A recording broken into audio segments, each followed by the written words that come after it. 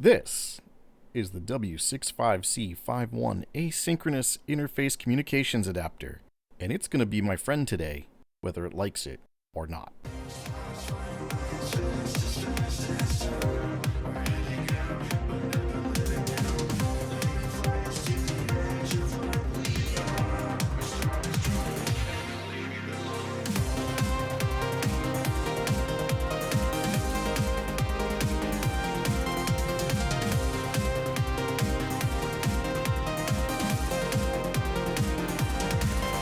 Hey everyone, Chef Tom, and welcome to part 7 of the Neon Sunrise project, my attempt to build a 65816 based machine on an ATX platform.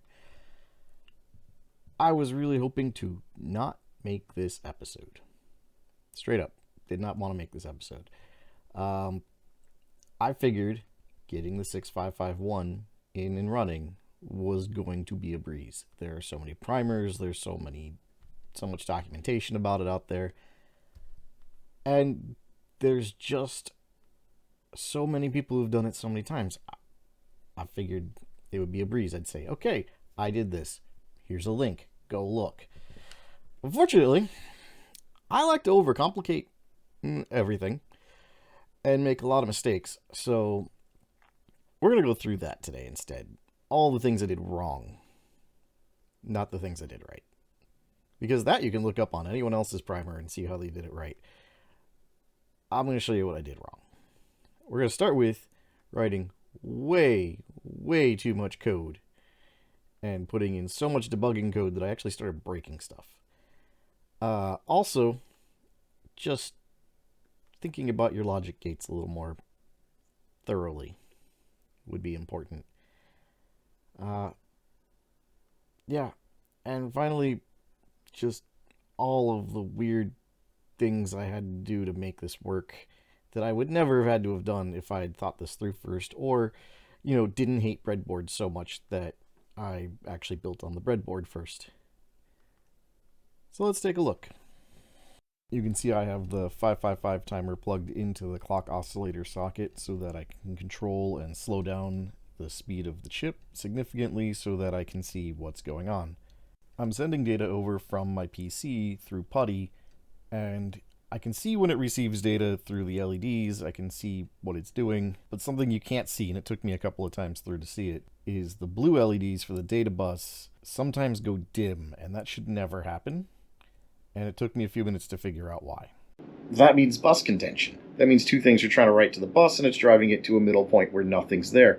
I was like, that's weird because the RAM should be disabled when it gets there. And it is. The output enable is in fact high, which would turn it off. So then I went and grabbed the data sheet, and the only time that RAM chip is ever in high impedance mode on the RAM pins is when the chip enable is off.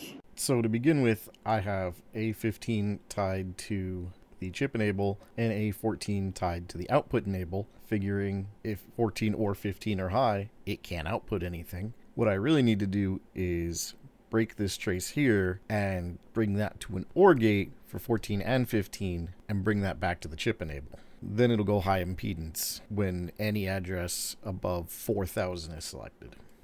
So I may not have needed to correct this, it turns out.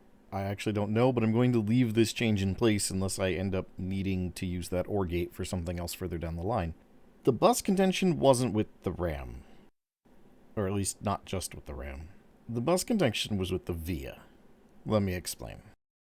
With our new OR gate in here, the RAM chip is completely disabled for any address above 4000 hex. Exactly what we want, gives us 16K of RAM. The problem is, anything over 6000 hex currently belongs to the VIA, and we've set up the ACIA at 6800. Can you see where the problem is now? Yeah, right there. When the ACIA is enabled, the VIA is still enabled. We need to disable that. So, I went in and added some more logic. This diagram simplifies it, but I did it using 4 NAND gates on a single LS00 chip for the moment that keeps my chip count down. Alright, so supposedly my hardware works now.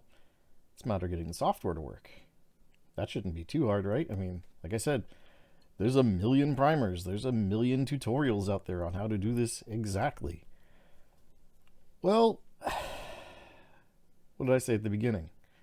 I like to make things overly complicated.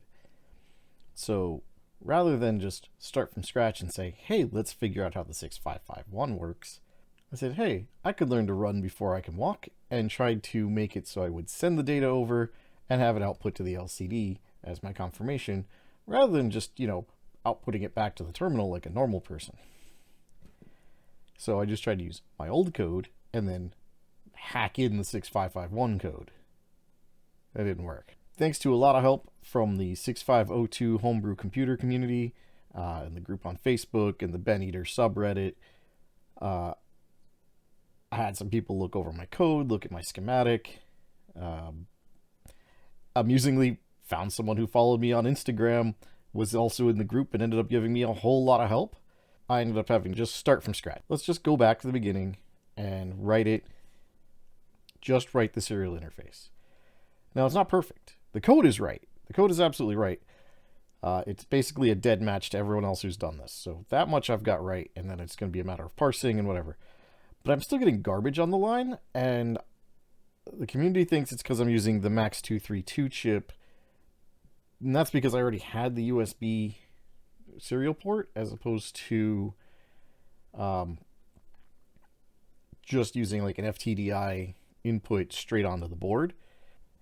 I wish I had some footage of all that, but unfortunately, I was just getting so frustrated and working until like 2 or 3 in the morning every night trying to work on this thing that I just kept forgetting to start the camera. You can see the machine behind me over here has extra chips and things on the breadboard. It's got a second breadboard now. That's all to get it working. I had to cut some more traces, do some more stuff, change the clock a little bit as part of the diagnostics. So hopefully now it's just a matter of writing software. To wrap it up this week, I was able to change this from start work on the serial monitor to just start work on the monitor. That'll be our next piece of software to write. Just something where I can poke and peek addresses in the RAM and maybe send some commands. And still, the next hardware development will be the design of the real-time clock circuit, which hopefully I'll get to as soon as I get the monitor done. And I'll see you guys next week with what should be, if all goes well, a much less down segment. See you later. Thanks for watching. If you enjoyed this, go ahead and press that subscribe button in the center of the screen. I've also got a couple other videos I think you might enjoy.